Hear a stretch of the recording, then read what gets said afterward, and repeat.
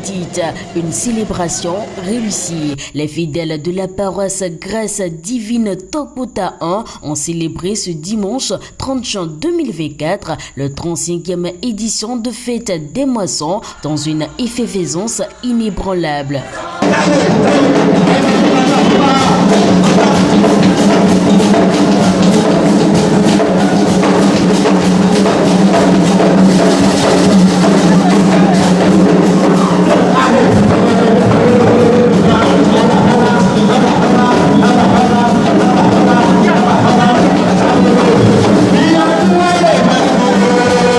M'a surpris de voir un grand changement ce jour par rapport à la fête d'action de grâce suivie de vente de charité.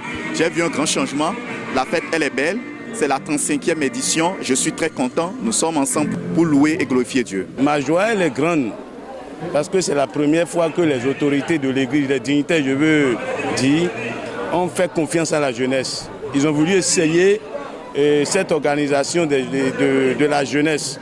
Et je suis en train de noter une réussite parfaite, totale. Même des gens qu'on n'entendait pas sont présents. Fidèles, alliés et sympathisants n'ont pas marchandé le joie et le gratitude au Seigneur le long de cette célébration. Et si l'édition 2024 de la fête des moissons de cette paroisse reçoit une mention spéciale, c'est bien grâce à la volonté affichée de la jeunesse, confie le comité d'organisation. Les années antérieures, c'était nos parents, je veux nommer, c'était les vieux qui l'organisaient. Vous voyez? Et cette année, je crois que par rapport à notre thème dans l'église chrétienne céleste, cette semaine, ils ont jugé bon, c'est-à-dire coller cette réalité, c'est-à-dire à notre fête. Et ils se sont dit, essayons la jeunesse.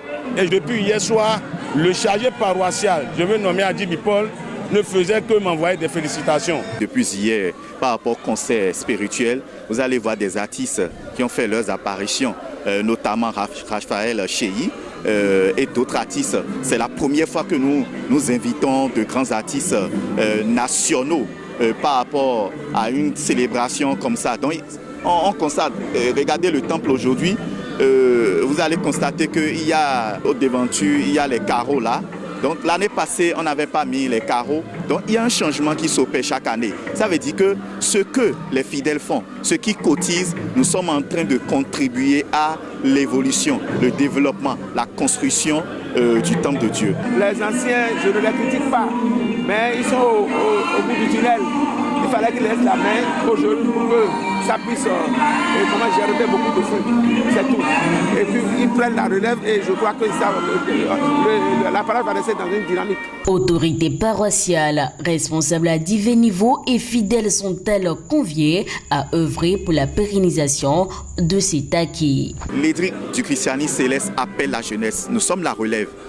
Et j'appelle mes frères, j'appelle mes sœurs à travailler, à suivre les pas des aînés. On dit souvent que c'est au bout de l'ancienne corde, on tisse la nouvelle corde. Nous devons suivre les pas de nos aînés, suivre le bon chemin. Et le bon chemin, c'est qui? C'est Jésus-Christ. Nous, les jeunes, on s'est dit que nous allons montrer à ceux-là qui sont plus avancés que nous en âge que nous pouvons mieux faire. Et Dieu nous a aidés, on a mieux fait effectivement. On a reçu les félicitations de tous les fidèles. Donc, mon souhait est que Dieu nous accompagne pour qu'on aille jusqu'au bout de notre objectif. Ce qu'on a eu à innover pour cette fois-ci, nous espérons que ça ira encore de plus en plus. À l'endroit de tous ceux qui sont venus ici et rehausser l'éclat de cette fête, je leur envoie une bénédiction de percée illimitée.